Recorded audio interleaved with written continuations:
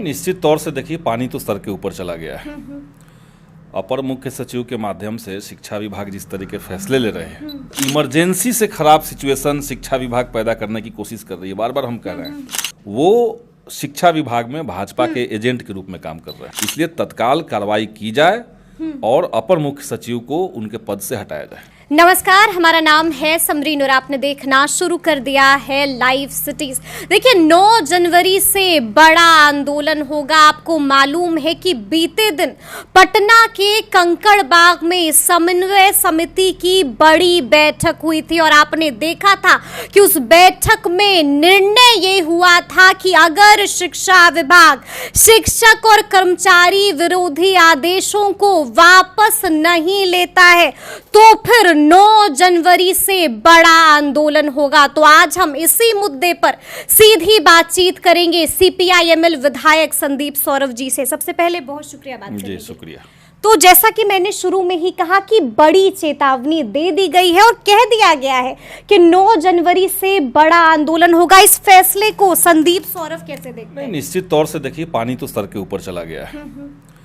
अपर मुख्य सचिव के माध्यम से शिक्षा विभाग जिस तरीके फैसले ले रहे हैं और लगातार सरकार से बात करने के बावजूद उस पर कोई अंकुश नहीं लग रहा है, लगातार फैसले आते ही जा रहे हैं। बिल्कुल जी। और यहाँ तक इनका हौसला बढ़ गया है कि एमएलसी का पेंशन रोक दिया गया और पेंशन रोकने के बाद वहीं पे रुका नहीं लोग, शिक्षक संगठनों के और भी पदाधिकारियों के ऊपर कार्रवाई हो रही है, 9 लोगों के ऊपर, और इमरजेंसी से खराब सिचुएशन शिक्षा विभाग पैदा करने की कोशिश कर रही है। बार बार हम कह रहे हैं, इमरजेंसी में भी शिक्षक संगठन से जुड़ा होना ही अपराध नहीं था, उसके चलते आप पे कोई कार्रवाई नहीं हो सकती थी। लेकिन अभी जो शिक्षा विभाग फरमान जारी कर रहा है, आप किसी भी संगठन से जुड़े हुए हैं तो आप पे कार्रवाई हो जा रही है। बिल्कुल। और इसीलिए हम लोग तो लगातार प्रयास कर रहे हैं कि इसको तत्काल सरकार रोके, और अगर सरकार नहीं रोकती है तो ये आंदोलन चलेगा और बड़ा आंदोलन चलेगा और उसमें हम लोग भी उतरेंगे। आप लोग भी उतरिएगा? निश्चित तौर से। मतलब आप साफ कह रहे हैं कि अगर 9 जनवरी तक आदेश वापस नहीं होता है तो आप लोग भी साथ दीजिएगा? निश्चित तौर से। समझिए कि बिहार सरकार को अब समझ जाना चाहिए जी कि ये शिक्षा विभाग किसके इशारे पर और किसके लिए काम कर रहा है। और ये राजनीति का मोदी पैटर्न जिसको हम लोग कहते हैं, हाल में हमने देखा कि विपक्ष के जितने सांसद थे उनको संसद से निकाल दिया गया। एक महुआ मोइत्रा ने सवाल किया संसद के अंदर अडानी के ऊपर, उनको निकाल दिया गया। और अब बिहार के अंदर अगर शिक्षक कुछ सवाल कर देते हैं शिक्षा की नीति के ही ऊपर, तो आप उनके ऊपर कार्रवाई करते रहे। लेकिन ये लोग कह रहे हैं कि स्कूल और कॉलेजेस में ताला बंदी कर देंगे। आप समझ रहे हैं ना कि बच्चों की पढ़ाई कितनी बुरी तरह से बाधित होगी। वही अब देखिए, ताला बंदी कर देना कितना जायज है संदीप सौरभ? ताला बंदी होगा या कोई और फॉर्म होगा वो तो बात की चीज है। नहीं, बाज़ाब्ते कह दिया है। लेकिन आंदोलन तो होगा। लेकिन कह तो ये भी दिया है कि तालाबंदी भी होगी। तो उसमें देखा जाएगा, हम लोग बात करेंगे कि और क्या प्लान इसमें है, आगे पीछे क्या प्लान है। सिलसिलेवार तरीके से एक आंदोलन चले, और जब तक सरकार इस फैसले को वापस नहीं लेती है, यहाँ तक कि हम ये भी मांग कर रहे हैं कि ये फैसला जिसके इशारे पर हो करके इस दौर में जब बिहार सरकार को लेकर के एक जनता में पॉजिटिव माहौल गया हुआ है, 1,09,000 बहाली हुई, फिर 1,22,000 बहाली हो रही है, और इतनी बड़ी बहाली करने के बावजूद अगर शिक्षक समुदाय नाराज है, स्कूलों का इंफ्रास्ट्रक्चर पर जोर दिया जा रहा है, तो इन सब के बावजूद अगर शिक्षा विभाग शिक्षक के समुदाय नाराज है, तो सरकार को देखना चाहिए कि आप किसके लिए कर रहे हैं और इसका असर कहाँ जाएगा। तो हम लोग तो मांग करेंगे कि भाई इस पे तत्काल सरकार संज्ञान ले, बहुत लेट करने की अब जगह नहीं बची हुई है। अच्छा, संदीप सौरभ जी से भी हम लगातार बात करते आ रहे हैं। आपने साफ साफ कहा था कि तेजस्वी से हम मिलने गए थे, मुलाकात हुई थी, और अब सीएम नीतीश से भी मिलेंगे। क्या हुआ? सीएम नीतीश से अब तक आपकी मुलाकात नहीं हुई, वक्त नहीं दे रहे हैं क्या संदीप सौरभ जी को? देखिए, इसमें महागठबंधन की तमाम पार्टियों को एकजुट किया गया है। इसमें जो बैठक हुई है उसमें महागठबंधन की पार्टियां जितनी हैं, जदयू उसमें नहीं बैठक में थी, हालांकि उनको भी सूचना हम लोगों ने दिया था कि आप भी बैठक में आइए। सीपीआई, सीपीएम और सीपीआई माले और राजद जी, इतने लोगों में बैठक हुई। और अभी हाल में 4-5 दिन पहले आपने सुना होगा कि तमाम पार्टियों के जो एमएलसी हैं वो भी राज्यपाल से मिले हैं। लेकिन सही बात है, राज्यपाल तो कार्रवाई नहीं कर सकते हैं, कार्रवाई करना तो अंततः सरकार को है।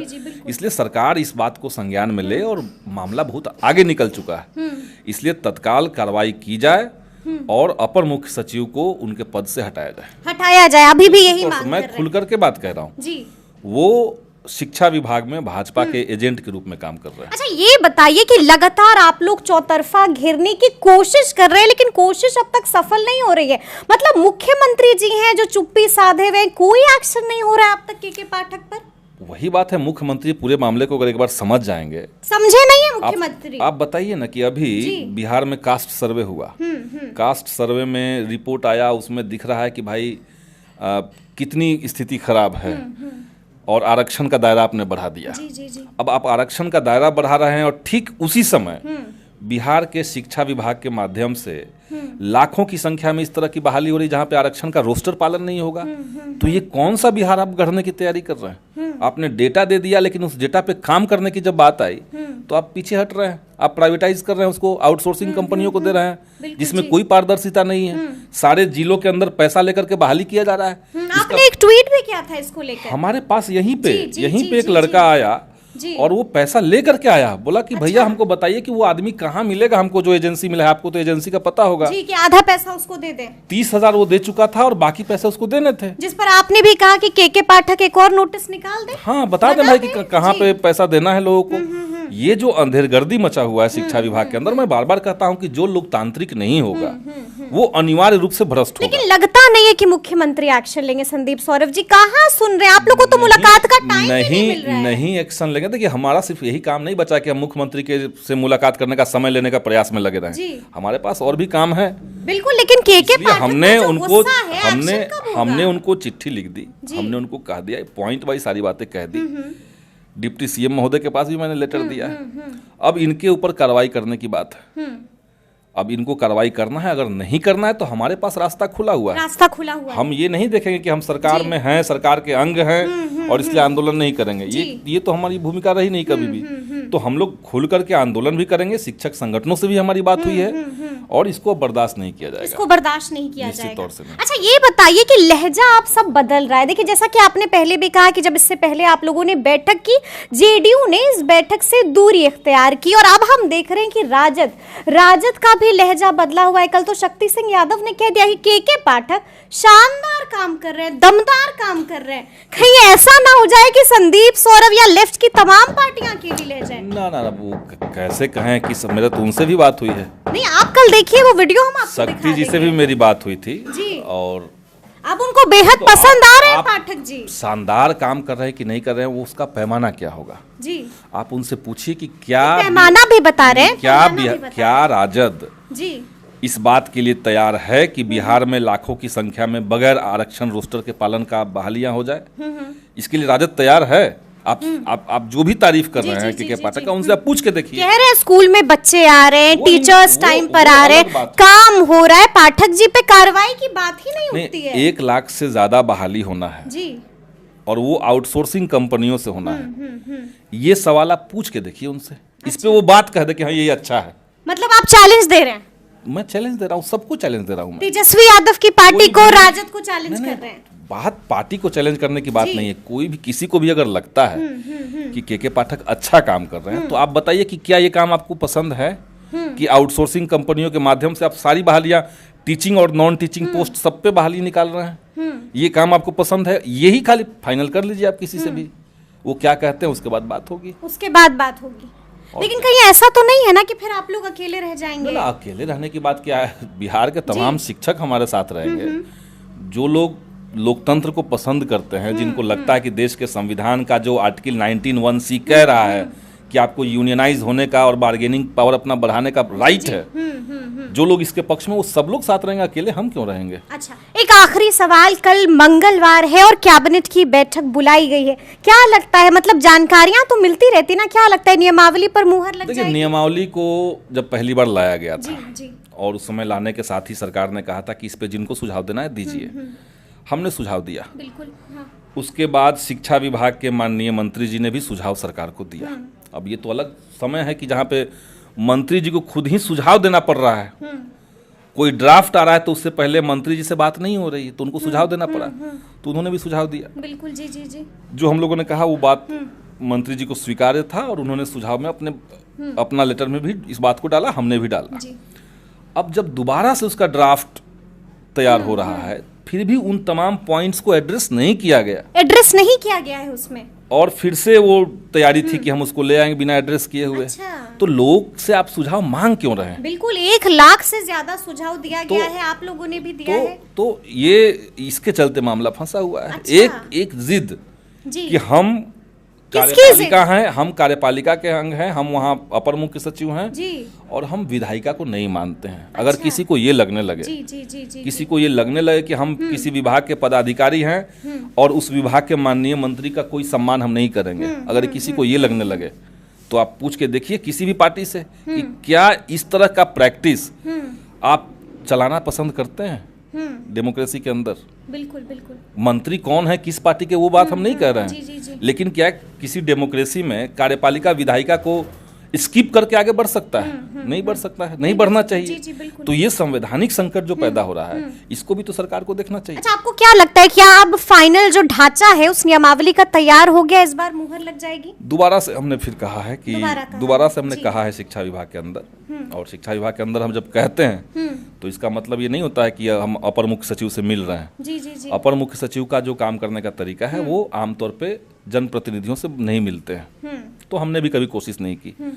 माननीय मंत्री जी से हमारी बात हुई है जी। दोबारा से उन्होंने प्रस्ताव दिया है, अपना लिख करके अपना डिसेंट भी दर्ज करवाया है कि ये हमको स्वीकार्य नहीं है। ठीक है। तो जब उनको स्वीकार्य नहीं है और वो कैबिनेट के पार्ट हैं, पाठक जी को स्वीकार है लेकिन शिक्षा मंत्री को स्वीकार्य नहीं है।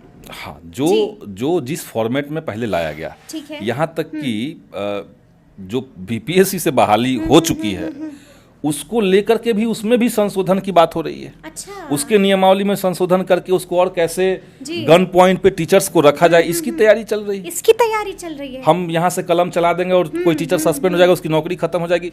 ये कौन सा डेमोक्रेसी आप बनाना चाह रहे हैं बिहार के अंदर, जिस बिहार को लोग कह रहे हैं कि ये लोकतंत्र की जननी है। बिल्कुल बिल्कुल बिल्कुल। दुनिया में लोकतंत्र का प्रसार यहाँ से हुआ, वहाँ पे सबसे सेंसिटिव डिपार्टमेंट शिक्षा विभाग, वो अगर इस तरह के फैसले लेने लगी तो कैसे काम चलेगा? बिल्कुल। तो ये तमाम बातें हैं, इसलिए किसने के पाठक को पसंद कर रहा है कौन नहीं कर रहा है वो बात ही नहीं है, एक व्यक्ति की बात ही नहीं है। यहाँ तो मूल्य की बात है कि आप किन मूल्यों को आप बढ़ाना चाहते हैं अपने समय में। हम लोग तो लोकतंत्र के पक्ष में रहेंगे खड़े। हम लोग तो चाहते हैं कि भाई शिक्षा विभाग में अगर किसी को कमी दिखती है तो इसका सारा ठिकरा जो है वो टीचर्स पे न फोड़ करके आप एक ओवरऑल संस्थागत सुधार कीजिए। मतलब आप ये कह रहे हैं कि अकेले भी रहेंगे लेकिन लड़ाई जो है वो चालू रहेगी और चलती रहेगी। निश्चित तौर से, और अकेले रहने की बात ही नहीं है। इतने सारे एमएलसी गए हैं, इतने सारे एमएलए अलग अलग सब पार्टियों के लोगों ने बयान दिया है कि जो हो रहा है वो गलत हो रहा है। पूरे बिहार के हिस्ट्री में पहली बार ऐसा हुआ कि हिंदुओं का कैलेंडर अलग छुट्टियों का और मुसलमानों का कैलेंडर अलग जारी किया गया। जिस स्कूल में हिंदू बच्चे ज़्यादा पढ़ते हैं उसमें मुस्लिम अगर बच्चे पढ़ते हैं तो क्या उनको ईद का छुट्टी नहीं देंगे? जो उर्दू विद्यालय है वहाँ पे अगर कोई हिंदू बच्चा पढ़ रहा है तो उसको छठ की छुट्टी आप नहीं देंगे? तो ऐसे तो कभी था नहीं, लेकिन ये किया गया। तो ये तमाम चीज़ें जो की जा रही है वो भाजपा के इशारे से की जा रही है। अच्छा, जी। और भाजपा के पास यही है, षड्यंत्र ही बचा है उनके पास। वो किसी तरीके से किसी को सेटिंग करके, किसी को डरा करके, किसी को ललचा करके अपना काम निकाल रहे हैं। तो ये सरकार को समझना चाहिए। तो सुना आपने क्या कुछ बता रहे हैं संदीप सौरभ जी। देखिए, इशारों में बड़ी बात भी कह दी है और बता दिया है कि आखिर वजह क्या है, नियमावली पर अब तक मुहर क्यों नहीं लग सकी है। तो ये पूरी बातचीत आपको कैसी लगी है कमेंट करके हमें जरूर बताइएगा। तो इस तरह के तमाम अपडेट्स के लिए ऐसे ही हमारे साथ बने रहिएगा और देखते रहिएगा लाइव सिटीज। बहुत शुक्रिया।